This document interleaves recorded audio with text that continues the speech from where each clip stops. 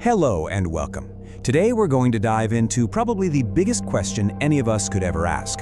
What happens after we die? And we're not just going to look at it from one angle. We're going to explore it through two incredibly parallel perspectives, one from hard science and one from ancient philosophy.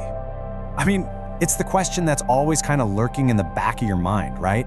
What really happens when it's all said and done? It's this universal mystery that every single person, every single culture has had to wrestle with. For a lot of people, maybe the default answer is, well, nothing. Just a full stop, game over. And that idea of a void, of just ceasing to be, that can be terrifying. The thought that everything you are, everything you've experienced, just poof, vanishes. But hang on, what if we've been looking at it all wrong? What if death isn't the end of the book, but just the end of a chapter? That's the idea we're going to dig into today. That what feels like a final wall might actually be more like a doorway. So here's our game plan for this journey. We'll start by questioning this whole idea of an end. Then we'll look at a fundamental law of physics. From there, we'll jump to an ancient way of seeing the mind. And then, this is the cool part, we'll connect those two worlds and see what it all means for life as this unbroken chain. All right, let's get our feet on solid ground. We're starting with a concept from physics that's so foundational, some people actually call it the law of everything. You might know it as the first law of thermodynamics, and it is a pillar of modern science. What it says is simple, but absolutely profound. Energy doesn't just disappear, ever. It always changes into something else. The total amount of energy in a closed system, like our universe, is constant. Think about it this way. You've got a log of wood, right? It's just sitting there, packed with chemical energy. But when you burn it, that energy doesn't vanish. No way. It transforms into the heat you feel on your skin and the light that lets you see. Nothing was lost. It was just converted.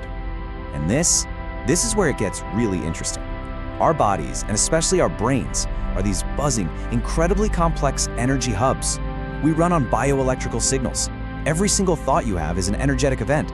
So if energy cannot be destroyed, what happens to all of our energy when the body shuts down? Science doesn't have the full answer yet, but the law itself says it has to go somewhere.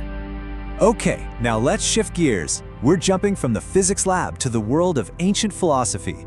For thousands of years, Buddhist thinkers have been exploring the nature of consciousness, and where they landed is, well, it's remarkably similar.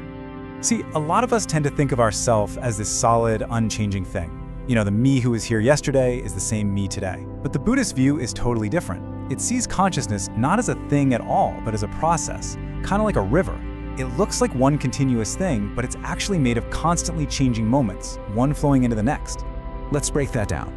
Every single moment of your awareness, right now as you're listening to this, it pops up, exists for just an instant, and then passes away, giving rise to the very next moment. It's an endless chain of cause and effect. So at the moment of death, what they call the falling mind, it doesn't just stop. It instantaneously causes the very first moment of the next life, the linking consciousness, or patisandhi. It's a continuous, uninterrupted stream.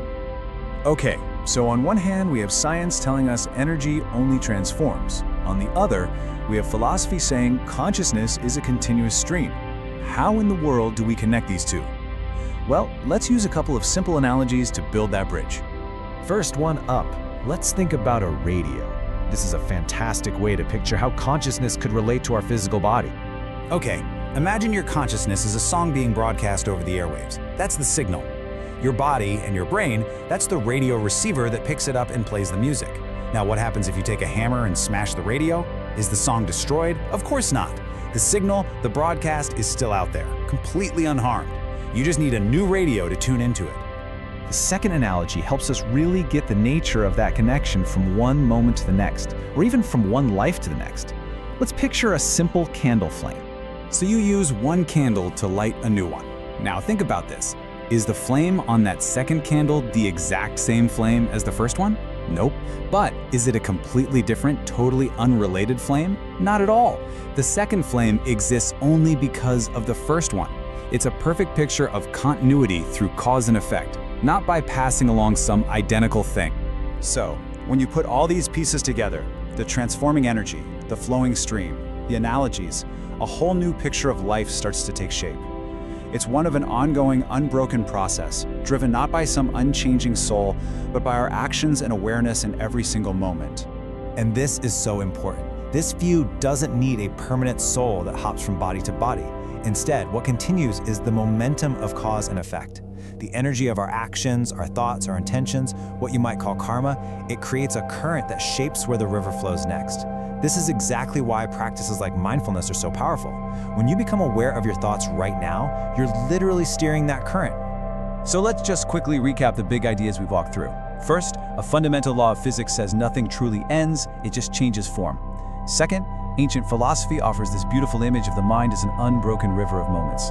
Third, the link in that chain is cause and effect, not a static identity, just like one flame lighting another. And when you put it all together, death starts to look a lot less like a brick wall and a lot more like just a bend in the river. And that leaves us with one last and maybe the most important question. If our life is this ongoing chain of cause and effect, then every single thing we do, every action, every thought, every choice, it matters deeply. It's not just shaping this life, it's forging the very next link in that chain. So it really makes you ask yourself, what kind of energy are you putting out into the world today? What kind of link will you